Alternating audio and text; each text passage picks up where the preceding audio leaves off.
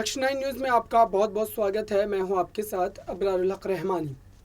महाराष्ट्र में संजय राउत की गिरफ्तारी के बाद एक अफरा तफरी तो आपने देखी थी, लेकिन अब ऐसा लग रहा है कि फिर से एनसीपी के एक बड़े नेता यानी कि अजीत पवार पर खतरा जो वो मंडरा रहा है। दरअसल संजय राउत की गिरफ्तारी हुई थी भूमि पात्रा चौल विवाद में, और उसके बाद अब फिर से एक बार केंद्रीय एजेंसियां जो है वो महाराष्ट्र में सक्रिय नजर आ रही हैं, और हो सकता है कि अजीत पवार पर कोई बड़ा खेला आपको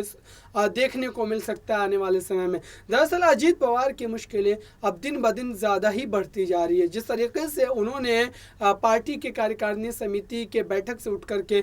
वो चले गए थे और उनके समर्थकों ने एक बयानबाजी की थी, उसके बाद भी एनसीपी नेतृत्व जो है शरद पवार सुप्रिया सुले ने एक तरीके से उन पर ज़बरदस्त हमला बोला था, और अब एक नई परेशानी जो है उनके लिए खड़ी हो गई है, और हो सकता है कि इस मामले में उनकी परेशानी और ज़्यादा बढ़ने वाली है। लगातार आप देख रहे हैं कि एक के बाद एक नेता की गिरफ्तारी, और तमाम तरीके से आप देखिए कि तमाम चीज़ें इस वक्त जो है महाराष्ट्र में जो विपक्ष के नेता हैं उनको कहीं ना कहीं परेशान किया जा रहा है। और ये आरोप एनसीपी और खुद शिवसेना के जो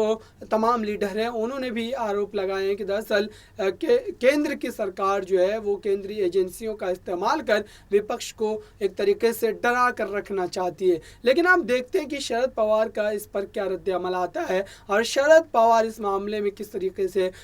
अजीत पवार का बचाव करते नजर आते हैं, या फिर अजीत पवार के बचाव में कुछ नहीं बोलेंगे वो, क्योंकि अजीत पवार ने जो कदम उठाया है यह कदम कहीं ना कहीं शरद पवार को एक बड़ा झटका देने वाला था। आने वाला समय महाराष्ट्र की राजनीति में अजीत पवार के लिए कितना साजगार होगा इसके लिए आपको फिलहाल इंतजार करना पड़ेगा, लेकिन उनकी मुश्किलें जो है वो लगातार बढ़ती ही जा रही हैं। ऐसे में अब अगला कदम केंद्रीय एजेंसी का उन पर किस तरीके से बढ़ेगा, क्योंकि संजय राउत तो लगातार कई महीनों से जो जेल में हैं और उनके ऊपर जो आरोप लगे हैं, अब उन आरोपों को लेकर के उनके परिवार के भी कई लोग उसमें संलिप्त बताए जा रहे हैं, क्योंकि खुद केंद्रीय एजेंसियों ने इस बात का हवाला दिया है कि उनकी पत्नी और बेटी भी इसमें संलिप्त है। आने वाला समय इस बात को लेकर के काफ़ी ज़्यादा चिंता में है, क्योंकि उद्धव ठाकरे की यहाँ पर बात की जाए